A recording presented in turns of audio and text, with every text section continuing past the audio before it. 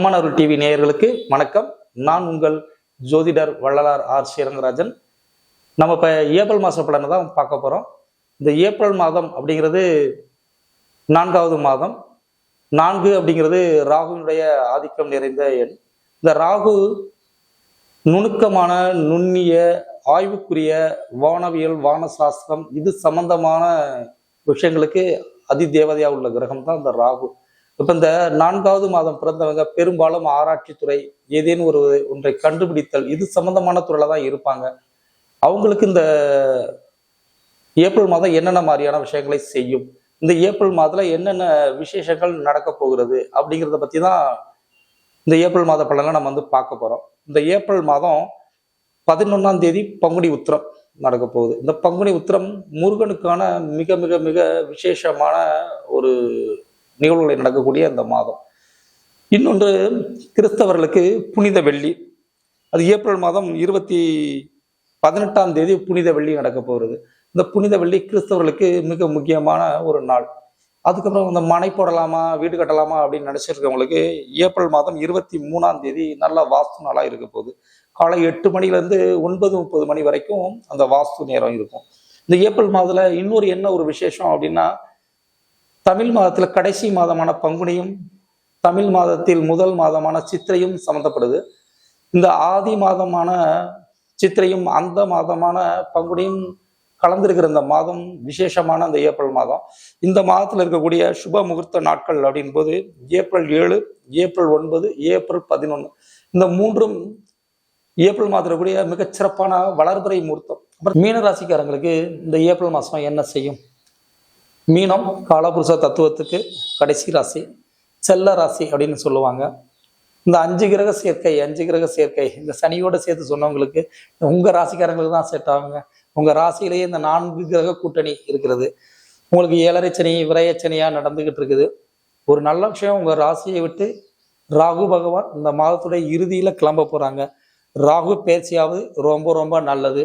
உங்க ராசியிலிருந்து சூரியன் பயிற்சியாக போகிறார், ரொம்ப ரொம்ப நல்லது. உங்க ராசியிலிருந்து நீச்ச புதன் பயிற்சியாக போகிறார். இந்த மாதம் உங்கள் ராசியை அழுத்தி கொண்டிருந்த 4 பேரில் 3 பேர் உங்க ராசியை விட்டு கிளம்ப போறாங்க. சமதானங்க, செம சிறப்பான விஷயங்களை செய்ய போறாங்க. சரி, கிளம்பி போறவங்க எல்லாம் என்ன மாதிரியான விஷயங்களை செய்ய போறாங்க? சூரியன் பெயர்ந்து போய் உச்சம்தான் பெற போறாங்க. அப்ப கெட்டு போகல. அப்ப அந்த சூரியனுடைய பயிற்சி உங்களுக்கு நல்லதை செய்யுமா? கட்டாயம் நல்லதை செய்யுங்க.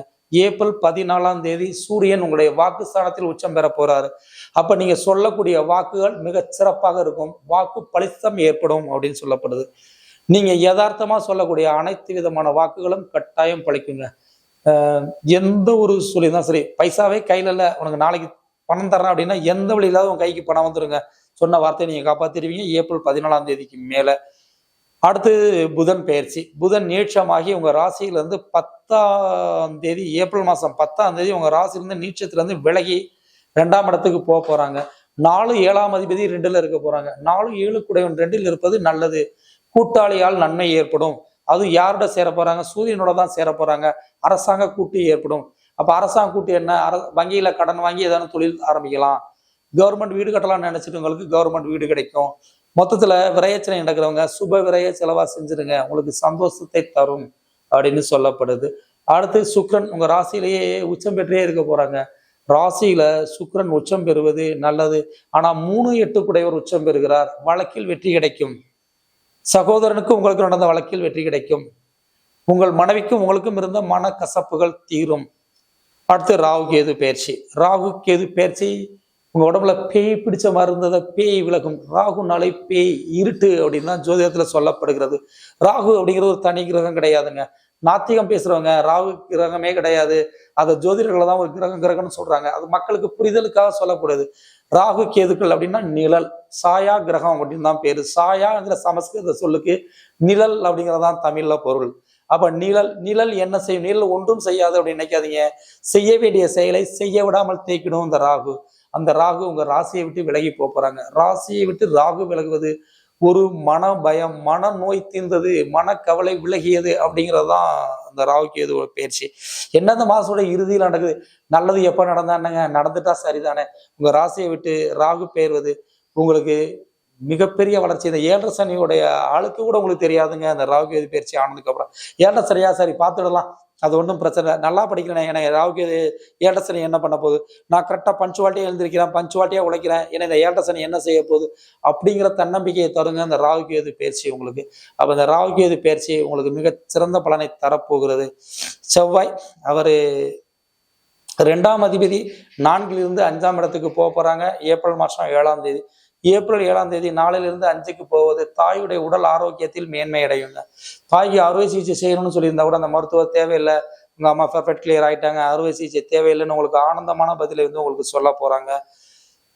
உங்க ராசியை பார்த்துக்கிட்டு இருந்த கேது விலகி 6ஆம் இடத்துக்கு போக போறாங்க. 6ல் கேது இருப்பது நல்லது. அப்ப கேதுவால உங்களுக்கு எந்த ஒரு தொந்தரவு தொல்லைகளும் இல்லை. கேது 6ல், ராகு 12ல், குரு பகவான் கேந்திர ஸ்தானத்துக்கு அடுத்த மாதம் போக போறாங்க. அப்ப ராகு 6ல், 12ல் கேது, மன்னிக்கவும், கேது 6ல், ராகு 12ல், கேந்திரத்தில் குரு. இது வந்து அஷ்டலட்சுமி யோகம் அப்படின்னு ஜோதிடத்துல சொல்லப்படுகிறது. இது அடுத்த மாதம் நடக்கும். இந்த மாதம் என்னையா அடுத்த மாதம் நடக்கிறதுக்கு இந்த மாதமே கொஞ்சம் முன்னெடுப்புகளை செய்யும். 7.5 சனி அப்படிங்கிற ஒன்றை தவிர மீது அனைத்துமே இந்த மீனராசிக்காரங்களுக்கு நல்லா தான் இருக்குது. இந்த ஏப்ரல் மாதத்துல ஏப்ரல் மாதம் நடக்கக்கூடிய இந்த 3 கிரக பயிற்சிகளுமே, செவ்வாயினுடைய பயிற்சி, புதனுடைய பயிற்சி, சூரியனுடைய பயிற்சி, ராகுவினுடைய பயிற்சி, இந்த 4 பயிற்சிகளுமே உங்களுக்கு மிகச் சிறப்பான பலன் விஷயங்களை தான் செய்ய போகிறது. உங்க ராசியில இருக்கக்கூடிய பூரட்டாதி, உத்திரட்டாதி, ரேவதி, இந்த 3 நட்சத்திரக்காரங்களுக்கும் என்ன மாதிரியான செயலை செய்ய போகிறது?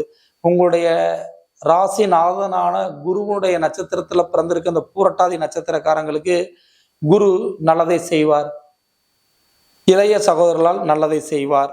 இளைய சகோதரன் இருந்த பிரச்சனையிலிருந்து தீர்த்து வைப்பார்.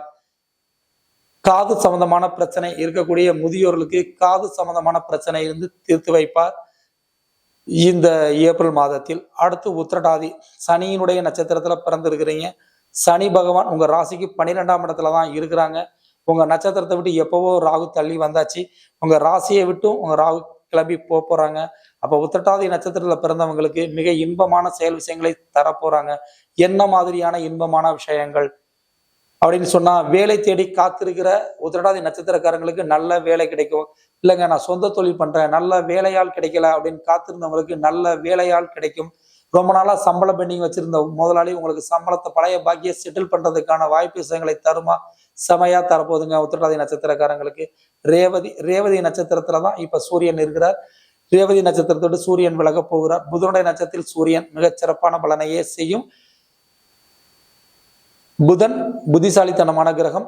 என்னதான் மீனராசியில 7.5 சனி நடந்தாலும் சமயோகித புத்தியால் புதன் நட்சத்திரத்தமான ரேவதியில பிறந்தவங்க தப்பித்துக் கொள்வார்கள். தாய் மாமன் வழியில நன்மையான பல விஷயங்களை ஏப்ரல் 10ஆம் தேதிக்கு மேல இந்த ரேவதி நட்சத்திரத்தில் பிறந்தவங்களுக்கு கட்டாயம் செய்யும். 7.5 சனி நடப்பதால் விநாயகர் ஆஞ்சநேயரை வழிபாடு செய்து கொள்வது நல்லது. திருநள்ளாறு ஒரு தடவை சென்று வருவது மிக மிக சிறந்த நற்பலனை செய்யும். உங்களுடைய சொந்த ஜாதகத்தில் நல்ல தசாபுத்திகள் நடந்தால், 7.5 சனி விரயச்சனியாக நடந்தாலும் நீங்கள் சுபமான தொழில்களை ஆரம்பிப்பதற்கு எந்த ஒரு தடை தடங்களையும் ஏப்ரல் 28 மேல் செய்யாது. உங்கள் சொந்த ஜாதகத்தை ஒரு தடவை பார்த்து கொண்டு நல்ல தசாபுத்தி நடந்தால் சொந்த தொழிலை தாராளமாக ஆரம்பிக்கலாம் மீனராசிக்காரங்க.